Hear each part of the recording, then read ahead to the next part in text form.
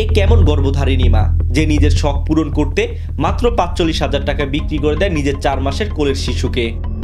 বলা হয় মায়ের কোল সন্তানের জন্য পৃথিবীর সবথেকে নিরাপদ স্থান, কিন্তু এই ঘটনা যেন এমন কথাকেও প্রশ্নবিদ্ধ করে। তাহলে কি মায়ের কোলেও সন্তান নিরাপদ নয়? বছর দুয়েক আগে ফেসবুকে পরিচয়ের সুবাদে মধুপুরের আজম আলীর ছেলে রবিউল ইসলামের সঙ্গে বিয়ে হয় গোপালপুরের লিটন মিয়ার মেয়ে লাবণী আক্তারের।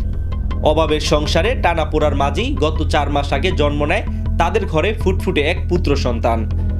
স্বামীর সাথে মনোমালিন্য আর অভাবের সংসারে স্ত্রী লাবণী আক্তার নিজের শখ পূরণ করতে নিজের কোলের ৪ মাসের সন্তানকে বিক্রি করে দেয় মাত্র ৪৫,০০০ টাকায়।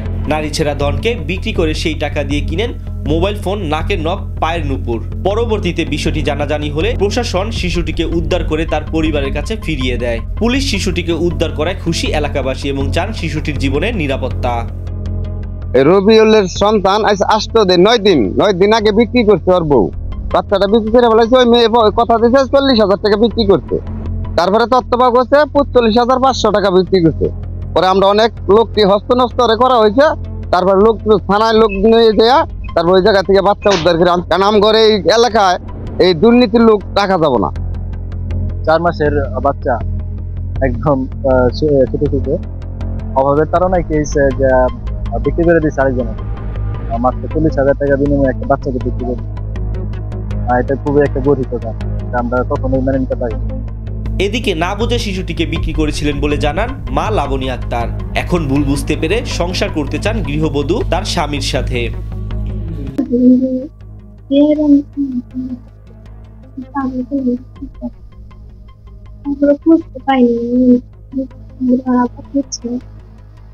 অন্যদিকে স্বামী শিশু বিক্রি করার ৪৫,০০০ টাকা পরিশোধ করা নিয়ে বিপাকে পড়েছেন।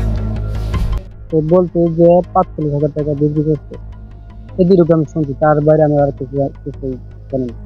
এখন আমি কি বলছিলাম, আমার সন্তান আমার কাছে ফিরে আসবে। এখন আমার বউ যদি গেলে তার ভুল বুঝতে পারে,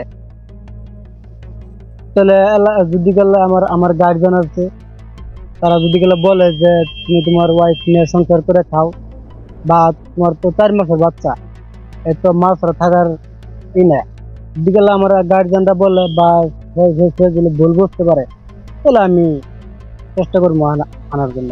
পুলিশ বলছে বৃহস্পতিবার সন্ধ্যায় ওই নারীর স্বামীর মাধ্যমে বিষয়টি জানতে পেরে স্থানীয়দের সহযোগিতায় অভিযান চালিয়ে রাতে শিশুটিকে উদ্ধার করে শুক্রবার বিকালে হস্তান্তর করা হয়েছে পরিবারের কাছে।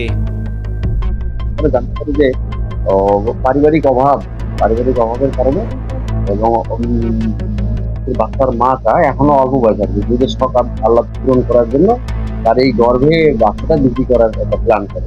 মা হয়ে সন্তানকে বিক্রি করার মতন এমন নেতিবাচক ঘটনা নাড়া দিয়েছে সকলের বিবেককে। বর্তমানে সমাজের চাকচিল্য জীবনযাপন, ইন্টারনেটের নেতিবাচক প্রভাব ও সামাজিক মূল্যবোধের অবক্ষয়ের কারণেই এমন ঘটনা ঘটছে বলে মত দিয়েছেন সচেতন মহল। Amjad Hossain Farabi, news desk, Asian television.